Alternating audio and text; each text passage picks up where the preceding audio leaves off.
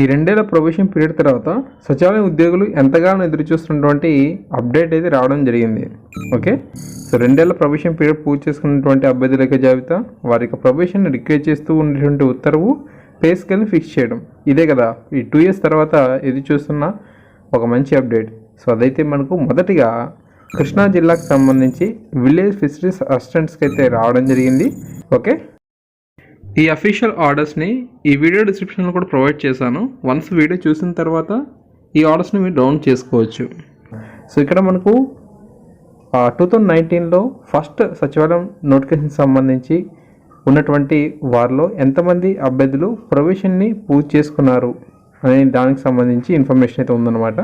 So ఇందులో మనకు ఉన్నటువంటి సెక్రటరియట్ ఎంప్లాయీస్ ఎవరైతే ఉన్నారో వారి యొక్క జాయినింగ్ డేట్స్, వారి యొక్క ప్రొబేషన్ డిక్లేర్ అయిన డేటు, ఓకేనా. సో ప్రొబేషన్ పూర్తయిన వారికి సంబంధించి పే స్కేల్ ఫిక్స్ చేయమని చెప్పి కూడా ఇక్కడ మనకు ఉందన్నమాట. సో దానికి సంబంధించినటువంటి అఫీషియల్ అప్డేట్ని ఇక్కడ మీరు చూస్తున్నారు. సో ఆర్పిఎస్ 2015 ప్రకారంగా మరి విలేజ్ ఫిషరీస్ అసిస్టెంట్స్కి 14,600 నుంచి ఫామ్ అయితే అవుతుంది. ఓకే, బేసిక్ అనేది. సో దాని ప్రకారంగా ఇక మీదట వీరికి పూర్తి జీతం అయితే క్రియేట్ కాబోతుంది. సో ఇదే తరహాలో మనకు మిగిలిన అన్ని జిల్లాల నుంచి, అన్ని డిపార్ట్మెంట్స్ నుంచి కూడా ఆర్డర్స్ అయితే రాబోతున్నాయి.